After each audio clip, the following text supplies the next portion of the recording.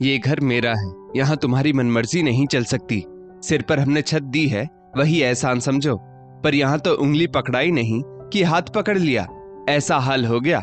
अगर हमने घर से निकाल दिया तो दर दर की ठोकरें खाओगी, समझी? इसलिए मेरे सामने दोबारा जबान चलाने की हिम्मत मत करना।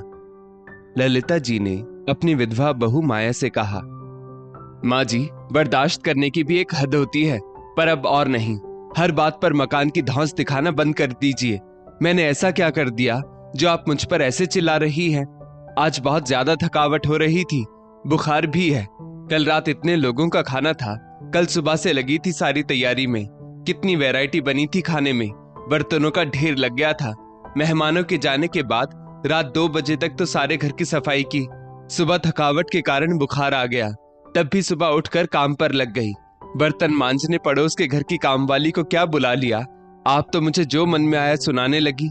कल आपके ही 60वें जन्मदिन की पार्टी थी, आपके ही मेहमान आए थे।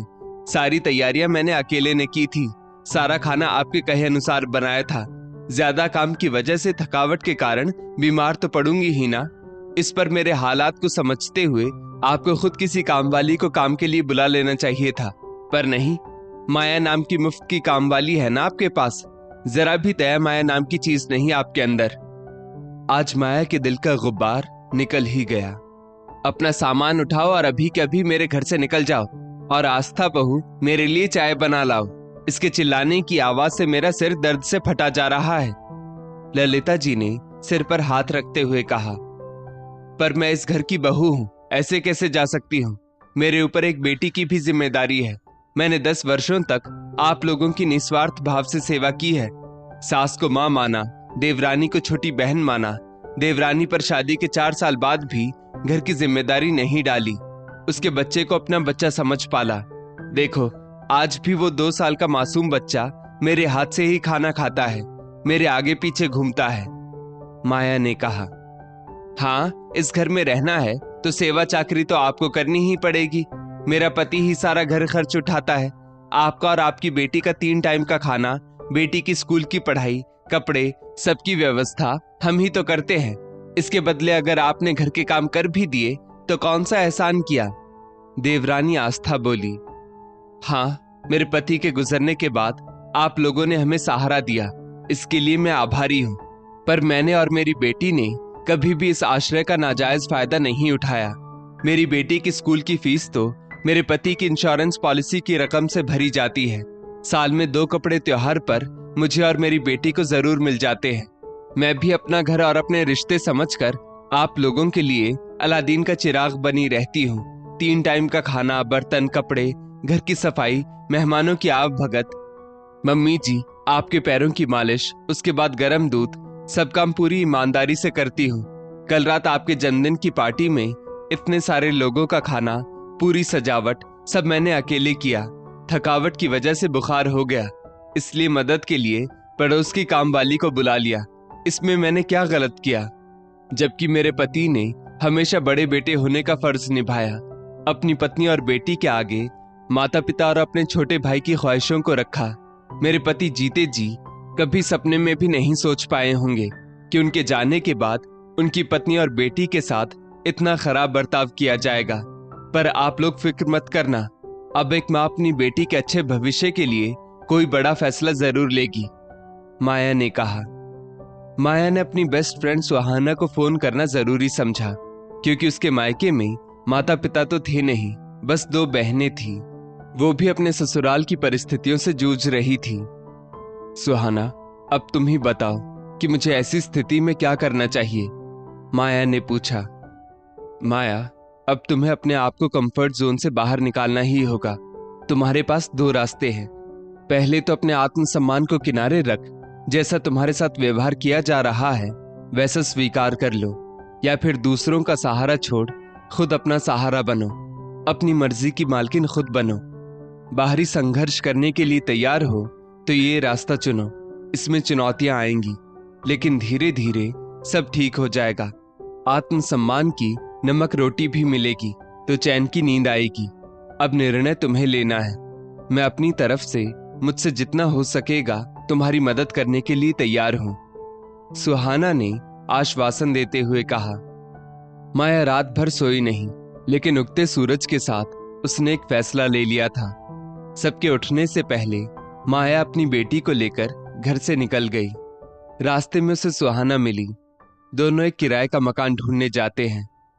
सुहाना, मेरा बजट बहुत कम है, तुम उस हिसाब से मकान दिलवाना, माया ने कहा। दोनों एक चॉल में जाते हैं। वहां एक छोटा सा कमरा किराए पर देखा।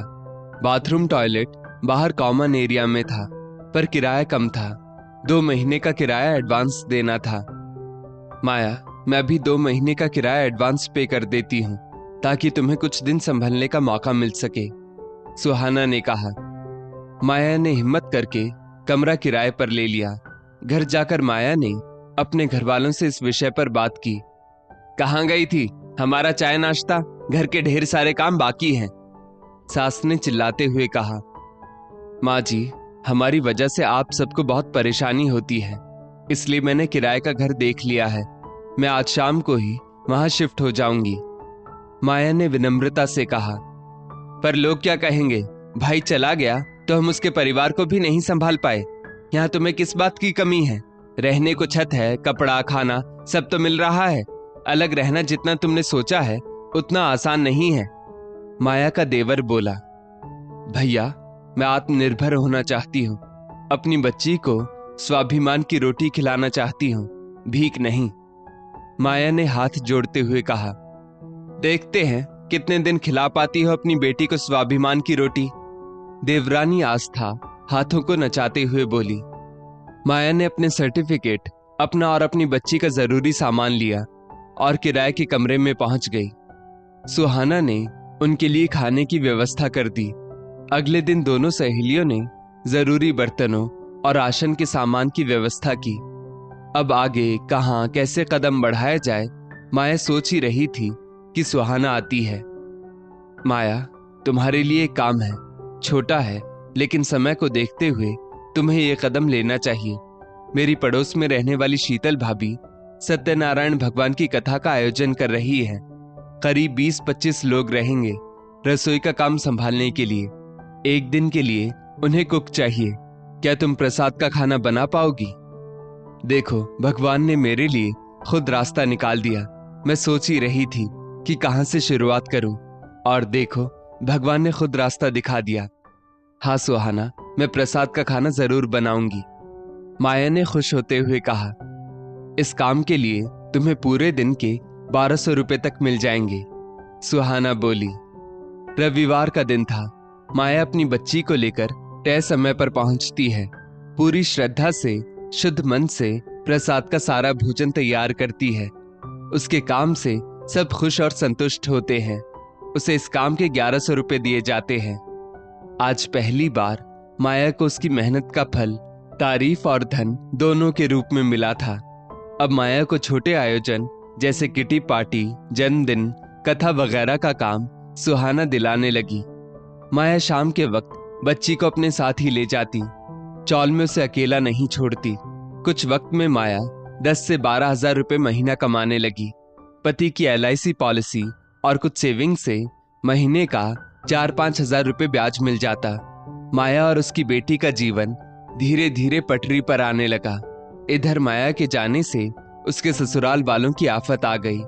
काम करने की आदत तो थी नहीं, इसलिए खाना बनाने से लेकर बर्तन, कपड़े, घर की सफाई के लिए काम वाली रखनी पड़ी। फिर भी कई काम तो खुद से ही करने पड़ते। इसमें अब ज्यादा पैसे खर्च होते। घरेलू सहायिका को तनख्वाह के साथ साथ चाय, नाश्ता, खाना भी देना पड़ता। ऊपर से महीने की 3-4 छुट्टी होती, वो अलग। पर अब माया के दिल में अपने ससुराल वालों के प्रति कोई वैर नहीं था। माया ने थोड़े समय बाद बेहतर जगह में किराए का घर ले लिया, ताकि बच्ची को अच्छा माहौल मिल सके और वो सुरक्षित रह सके। मेहनत से सम्मान की रोटी खाकर दोनों माँ बेटी शान से जीती थी। अपनी मेहनत के दम पर माया अपनी बच्ची का अच्छा भविष्य बनाने में सफल होती है। ये काम मुश्किल था, पर अपमान भरी जिंदगी से कड़ी मेहनत करना कहीं अच्छा था। माया ने अपनी सहेली सुहाना का आभार माना। सुहाना, मैंने तो उम्मीद छोड़ दी थी। तुमने मेरे अंदर आत्मविश्वास जगाया, मेरी मदद की, वरना आज मेरी स्थिति बद से बदतर होती। किसी के सामने हाथ फैलाने से अच्छा है अपने लिए अपने हाथों से काम करके पेट भरना। दोस्तों, अगर हम किसी एक व्यक्ति के जीवन में पॉजिटिव चेंज ले आते हैं तो हमारा जीवन सार्थक है, और आपके द्वारा की गई मदद को एहसान का नाम ना दें। इस स्टोरी को लेकर आपकी क्या राय है, नीचे कमेंट करके जरूर बताइएगा, और ऐसी ही और भी बेहतरीन वीडियोस के लिए हमारा पेज जरूर फॉलो करें।